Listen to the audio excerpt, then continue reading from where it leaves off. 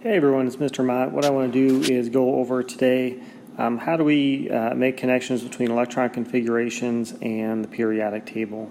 So here I have our information from the periodic table for oxygen. We can see that's atomic number 8 and an atomic mass about 15.999. So what we're interested in is the atomic number here, which is 8.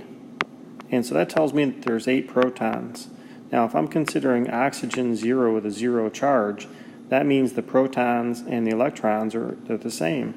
So that means that we have 8 protons and we have 8 electrons. Neutrons we're not really worried about right now. If I were going to write down my electron configuration for oxygen, the long form, we'd start at the first principal energy level, and there's only s orbitals there, and we can fit a maximum of 2 electrons in there. Then we'd go into our second energy level, which also fills in the s first, and then you'd have, you can again have 2 electrons in that s orbital.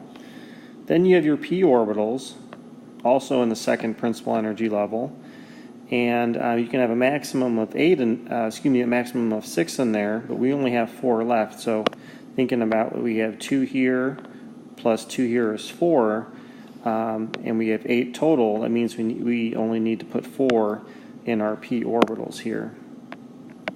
So if we look at our exponents add up to 8, which is how many electrons there are in our neutral atom of oxygen. Now, there's different ways of remembering. You can just memorize it. There's alpha principal songs you can learn, but your periodic table does a great job of making it easy to be able to figure out which orbitals fill in and which principal energy levels you're in as well. So right now, I'm going to do is just import a picture of a blank periodic table, and you can just draw one as well. But I happen to have one saved.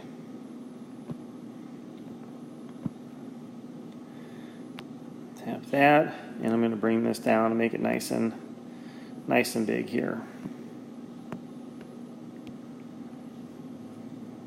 Oop, doesn't want to move on me. There we go.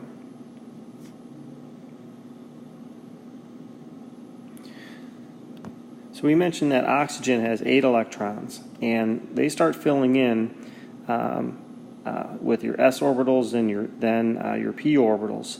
So let's take a look at some of the geography of our periodic table. We notice remember, groups go up and down and periods go across. So my first period goes across there, my second period, third, fourth, fifth, sixth, and seventh, and so on.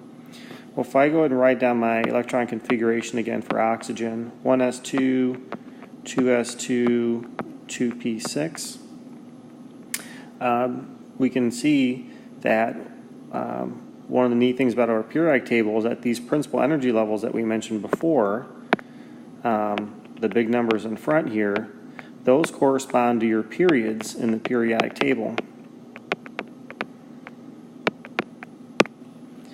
And so when we talk about our first principal energy level here, that corresponds in our periodic table to our first period there. Okay, so that's pretty cool little fact there. Okay, so what does that mean as far as our our orbitals? Well, your s orbitals fill in first. So in the first energy level, you only have s orbitals. So this would be our first s electron. And then going over far to the right would be our second s electron. So those would be your 1s electrons. After that, we go down to our second principal energy level, which corresponds to our second period here. So again, you've got your s electrons. So this would be an s electron, and this would be the other s electron. After that, with s orbitals filled up, then you have your p orbitals. Remember, you have your px, your py, and your pz. And actually, I miswrote this, didn't I? This shouldn't be a 6. This should be a 4. There should be a 4 there. So then you've got So you've got 4 more electrons that we need to fill in.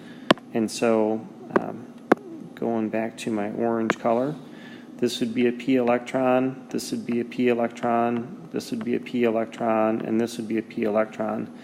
And this is where, this last box here, this is where oxygen is on your periodic table.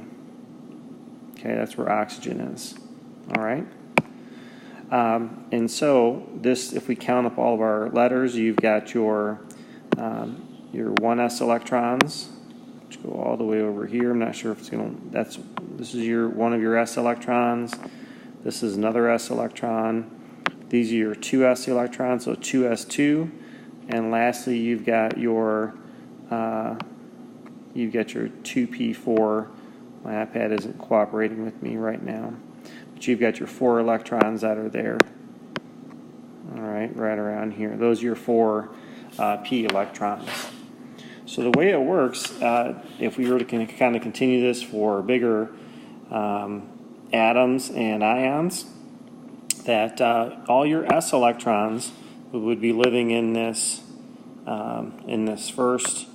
these first 2 columns here. All of your p electrons are going to be in this area here. So all of these are going to be your p electrons. So if I made this a bit bigger, all of these would be your p electrons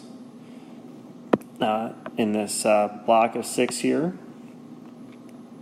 And then your d electrons would be in this area here. These would be your d electrons in this box here. Ooh, iPad issues today. All right. Now the only thing that's a little bit strange is that in terms of numbering, after you get your 4s electrons, which would be in this area here, these would be your 4s electrons. Then you go into your d electrons, but in this box here, this would actually be your 3d electrons. All right. And so it's a little bit of a quirk in terms of the organization of the periodic table and how we number them. As far as the reasoning behind that, that's something we can kind of discuss in class, but as far as knowing how to do that and knowing the relationship between the periodic table and these electron configurations, that's all you really need to know about. All right, thanks for watching, everybody. We'll work on more practice in class.